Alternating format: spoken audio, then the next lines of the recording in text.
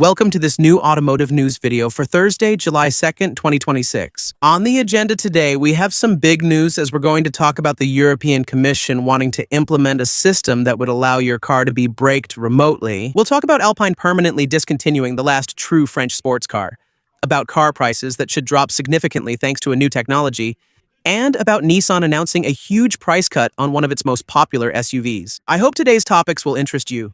If that's the case, as usual, I'm counting on you to show it by leaving a like, subscribing for future videos, boosting this one if the option appears for you, and of course, don't forget to leave a comment sharing your thoughts on today's news. But before talking about today's car news, I'm going to quickly tell you about the sponsor of this video, which is Brevo. If you have an online business, a shop, a company, or even just a community to manage, you know that keeping in touch with everyone can quickly become complicated. Between emails, text messages, follow-ups, and contact tracking, we often end up juggling several different tools. At first, it's not necessarily a problem, but as your business grows, it can quickly become difficult to manage on a daily basis.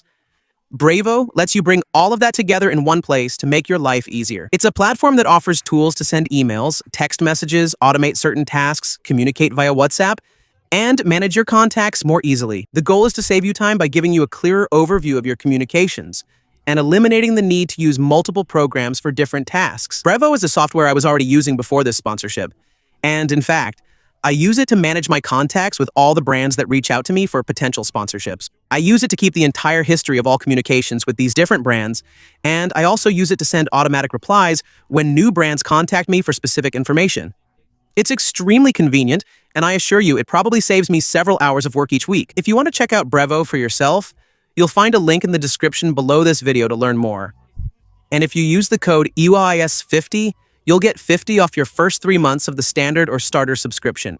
Thank you to Brevo for supporting my channel with this video, and now let's get back to today's car news. No need to check your calendar, it's not April 1st, and we're not in a bad dystopian science fiction movie either. What I'm about to share with you now is completely real. The European Commission wants to implement a technology that allows a car to be remotely braked if it is considered to be speeding. A technology that would rely on several elements: the vehicle's GPS, onboard cameras that are normally able to recognize speed limits, but also the famous black boxes, which have been mandatory on all vehicles for a few months now, and which record absolutely all driving data. Thanks to all these devices, a modern car always knows its position, the speed limit on the road it's on, and its actual speed. If the driver exceeds the speed limit, the system could then automatically intervene to gradually slow the vehicle down to the authorized speed. The idea is not to cause sudden braking, but rather a smooth slowdown to avoid surprising the driver and to reduce the risk of accidents. According to information recently reported by the British news agency Yonhap, this technology is one of the options currently being studied by the European Union to reduce speeding and to achieve the well-known goal of 0 road deaths by 2050.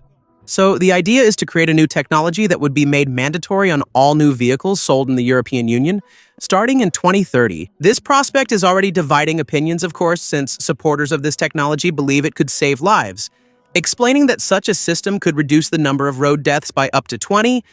But on the other hand, there are many critics. Many are understandably concerned about the system's reliability. And yes, because the problem is that most cars equipped with modern technologies, especially since the implementation of the GSR2 standards, there are a lot of cars where these electronic systems do not work properly. We recently discussed phantom braking again, where cars suddenly brake hard on the highway for no clear reason, and lane-keeping assist systems that struggle to detect white lines and make abrupt steering corrections. We have well-known onboard cameras meant to read speed signs, but they often make mistakes and can send wrong information to the vehicle's system. Imagine you're driving at 130 on the highway and suddenly, for one reason or another, the system reads, as sometimes happens, the speed information written on the back of trucks as if it were a speed limit sign, and decides to slow you down from 130 to 90 kilometers per hour for no reason. We might also question if the system can avoid slowing you down while overtaking on a narrow road with oncoming traffic.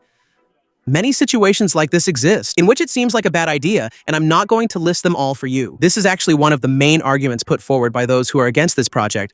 The fact that it's very likely a system like this would cause more accidents than it would actually prevent. In response to these very mixed reactions, the European Commission sought to calm things down, specifying that for now it was only a purely exploratory proposal. We know that when the Commission investigates something, it often becomes a standard or law a few years later. For now, though, nothing is decided. But this simple hypothesis is already enough to restart a debate that has long opposed two viewpoints. How far can we go to improve road safety without infringing on the freedom of drivers? And above all, how do you expect to convince European citizens to give up their old cars that lack all these kinds of technological systems?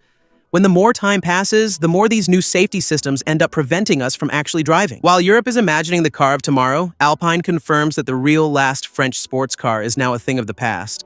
After 9 years on the market, the very last Alpine A110 has just rolled off the production line. After this, Alpine won't produce anymore, and after that, in principle, Alpine should turn exclusively to electric cars. A highly symbolic image that marks the end of the A110 as enthusiasts have known it, meaning light, lively, and powered by a combustion engine. A final model that wasn't chosen at random. This is an Alpine A110R in Alpine blue, with a black roof and 300 horsepower. Simply the most radical version of the coupe, apart from the special editions. A choice that echoes the brand's 70th anniversary as a way to close this chapter in style. In total, 28,701 units have been produced since 2017 in this factory, which is now undergoing a major transformation. To be able to accommodate the production lines for the new generation of the A110, which, let me remind you, will be based on the APP platform for Alpine Performance Platform. A future A110, which, let me remind you, will be fully electric, but will still leave the possibility for a combustion engine or hybrid, thanks to its chassis, which was designed just in case as a multi-energy chassis. A small detail that was mentioned by Alpine regarding the future A110. It will arrive as a two-seater coupe, but an extended four-seater version is already planned, as well as a convertible version. So it's not just an A110 switching from combustion engines to electric power, it's a car that's actually changing its concept a little bit. A new chapter is starting for Alpine.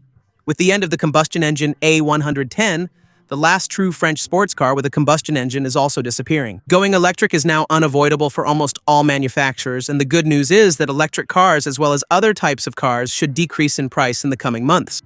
It's not because of new battery technology or a government incentive to switch to electric cars, but rather due to an invisible component found in all cars: electric, hybrid, or gas-powered. Because of the explosion in the price of copper, which has gone from 7,000 euros per ton to about 13,000 euros in 3 years, almost doubling. Car manufacturers are currently making the transition to use less and less copper in our cars, to gradually replace it with aluminum, which currently costs around 2,700 euros per ton, almost 5 times cheaper. When you realize that there are several dozen kilos of cables in all modern cars, you quickly understand how important this price drop could be for our cars, especially for hybrid and electric cars, which have even more cables than a traditional combustion engine car. The main advantage is that it should let manufacturers reduce electric car prices by 1,000 to 2,000 euros per unit over the next months or years during this transition. The second advantage is that aluminum is 3 times lighter than copper, which should make it possible to build slightly lighter cars and maybe also gain a bit more range thanks to this lower weight.